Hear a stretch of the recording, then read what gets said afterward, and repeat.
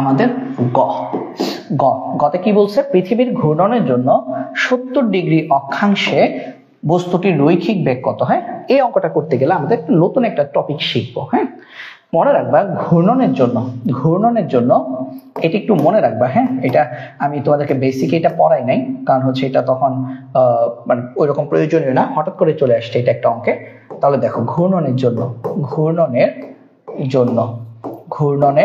জন্য আমরা আমাদের যে আর ঘূর্ণনের জন্য আমাদের যে ব্যাসার্ধ, হ্যাঁ, ঘূর্ণনজনিত কারণে আমাদের যে পৃথিবীর ঘূর্ণনের জন্য ভিন্ন ভিন্ন অক্ষে ভিন্ন ভিন্ন অক্ষাংশে আমাদের যে ব্যাসার্ধ, এই ব্যাসার্ধের একটা বেশ কম হয়। হ্যাঁ, এই ব্যাসার্ধ আর আমরা জানি নর্মালি পৃথিবীর ব্যাসার্ধ কত, বড় হাতের আর, আর যখন ঘুরে তখন তার ব্যাসার্ধটা হয়ে যায় আর কস ল্যামডা। এটা একটু আলাদা, একটু মনে রাখো। হ্যাঁ, ঘূর্ণনজনিত কারণে আমাদের ভিন্ন ভিন্ন অক্ষাংশে ব্যাসার্ধের সূত্র হচ্ছে এটা R equal to R cos lambda. এটা আমাদের লাগবে। যেমন এখানে 70 ডিগ্রি অক্ষাংশের জন্য আর কস ল্যামডার মান কত, আর কস 70 ডিগ্রি। এটা একটু মনে রাখো। হ্যাঁ, রৈখিক বেগ বের করতে বলেছে। আচ্ছা, তাহলে এখানে রৈখিক বেগ ভি বের করতে বলেছে, তাই না?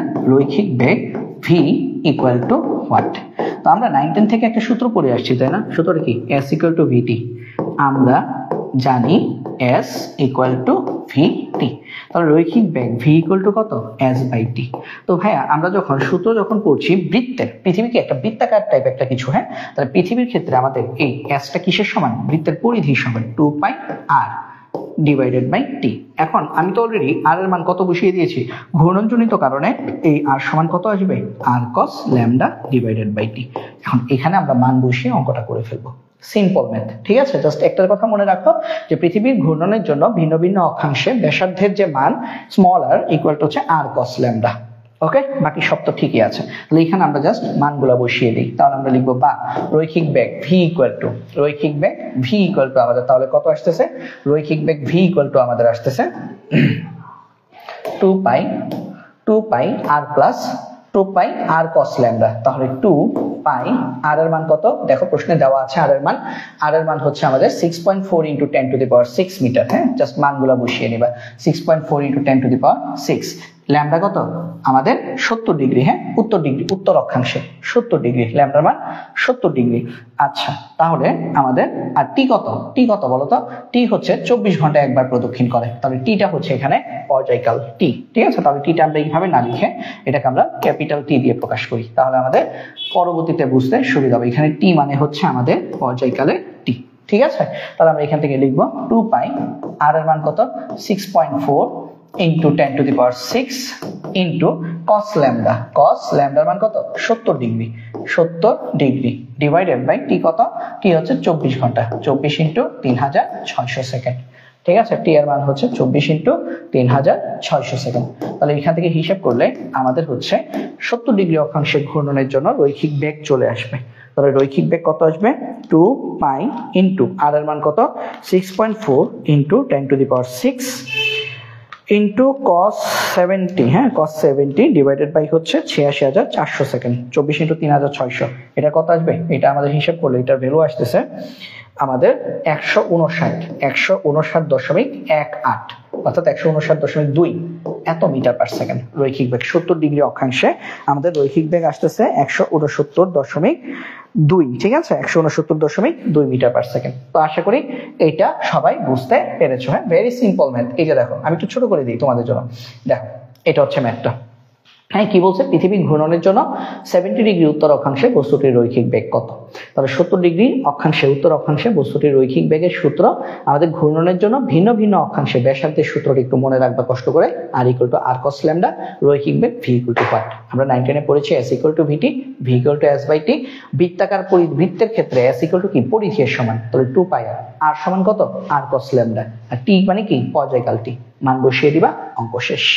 ওকে, তারপরে আসো দেখি, আবর্তনজনিত কারণে উদ্দীপকে উল্লিখিত বস্তুটির ওজন বাড়বে না কমবে? ভাই অবশ্যই কমবে। এটা ঢাকা বোর্ড মানে 1 নাম্বার সিকিউতে করেছি, কুমিল্লা বোর্ড 5 নাম্বার সিকিউতে করেছি, ওটার মতোই। হ্যাঁ, ওগুলার মতোই। বাড়বে না কমবে? অবশ্যই কমবে। বাট কথা হচ্ছে এই কমাটা কতটুকু কমবে সেটা আমরা একটু বের করব।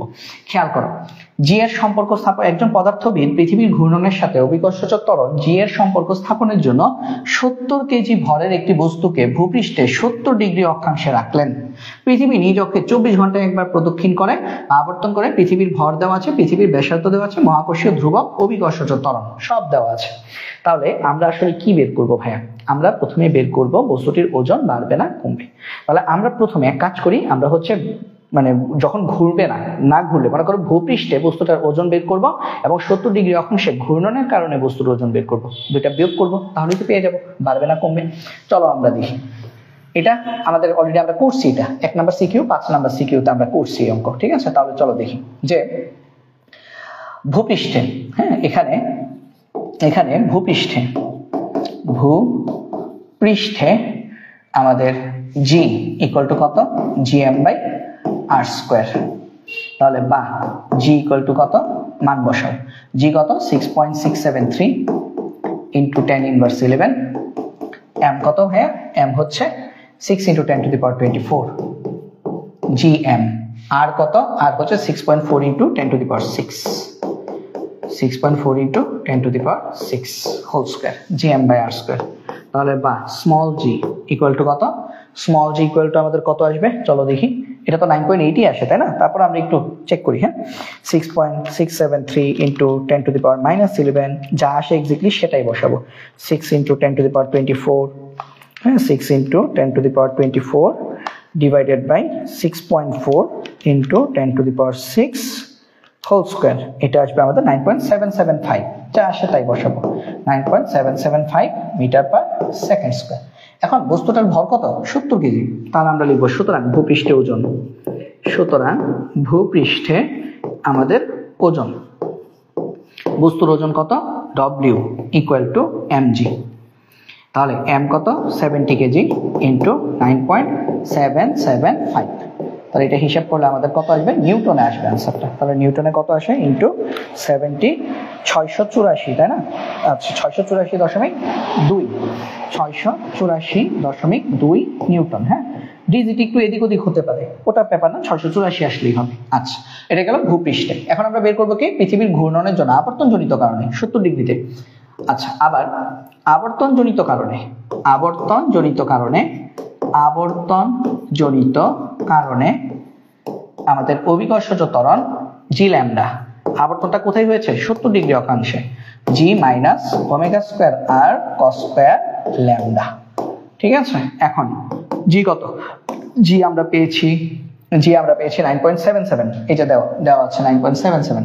যদি আমরা এখানে কত পেয়েছি? 9.775 পেয়েছি। আচ্ছা যেহেতু ওখানে 9.77 দেওয়া আছে, তাহলে কি আর বের করার দরকার ছিল? এটা তো বের করার দরকার ছিল না। হাই রে, বের করলাম কেন? অভিকর্ষজ ত্বরণ তো 9.77 দেওয়াই আছে, তাহলে দরকার নাই, এগুলো বের করার দরকার নাই, এগুলো বের করার কোনো দরকার নাই, কারণ আমাদের 9.77 অভিকর্ষজ ত্বরণ দেওয়াই আছে। হ্যাঁ কমপ্লেক্স করার কোনো দরকার নেই। তাহলে আমরা এখানে এইভাবে লিখে দিই, এখানে ভূপৃষ্ঠে অভিকর্ষজ ত্বরণ, এখানে ভূপৃষ্ঠে অভিকর্ষজ ত্বরণ, আমাদের অভিকর্ষজ ত্বরণ সরাসরি উদ্দীপকে দেওয়া আছে, অভিকর্ষজ ত্বরণ G equal to 9.77 metre per second square, মানে এটা ধরে করতে বলছে। তাহলে ভূপৃষ্ঠে ওজন mg কত? এখানে 9.77 বসিয়ে আনসারটা বসাও। 9.77 বসালে কত আসে? 70 গুণ 9.77, এটা আসবে 683.9 নিউটন বসাও। হ্যাঁ 683.9 নিউটন, এইভাবে করো, কোনো সমস্যা নেই। হ্যাঁ আচ্ছা আবর্তনজনিত কারণে জি এর মান কত? 9.77 মাইনাস, আচ্ছা একটা কাজ করি, ওমেগার মান জানি মুখস্থ, তাও আমি মুখস্থ লিখবো না। হ্যাঁ জি মাইনাস ওমেগার মান কত? 2π/t, এইভাবে বসাবো। হ্যাঁ 2π/t whole square into R কত? আর বসালাম কস স্কোয়ার ল্যামডা। এরপরে লাইনে মান বসাবো, তাহলে জি ল্যামডা সমান 70 ডিগ্রি, জি এর মান কত? 9.77 উদ্দীপকে দেওয়া আছে, মাইনাস 2π/t কত?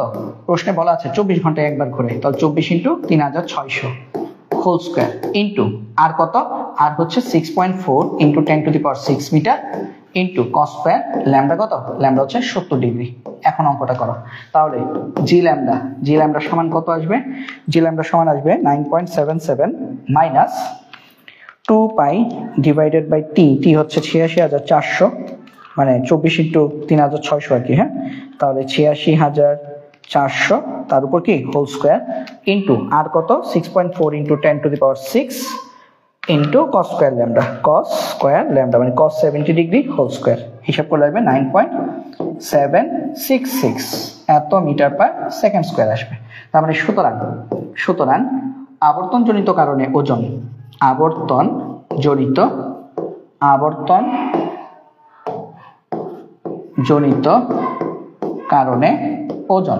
তাহলে আবর্তন জনিত কারণে ওজন, এটাকে আমরা ডব্লিউ ল্যামডা বলতে পারি। W lambda equal to M G lambda. আবর্তনের কারণে ভরের কোনো চেঞ্জ আসবে না, ভর 70 কেজি 70 কেজি থাকবে। তাহলে এটা সমান আমাদের কত আসবে? আমাদের আসবে 70 ইন্টু 9.766। তাহলে এটা সমান কত আসে? ইন্টু 70 গুণ দিলে 683.6, খুবই অল্প পরিমাণে চেঞ্জ আসবে। হ্যাঁ, 686.83.6 এত নিউটন আসবে। তাহলে আমাকে বলছে বাড়বে না কমবে? কমবে। তাহলে আমরা লিখব যেহেতু ডব্লিউ থেকে ডব্লিউ ল্যামডা ছোট, তার মানে সুতরাং যেহেতু ডব্লিউ থেকে ডব্লিউ ল্যামডা ছোট, সুতরাং আমরা লিখব আবর্তন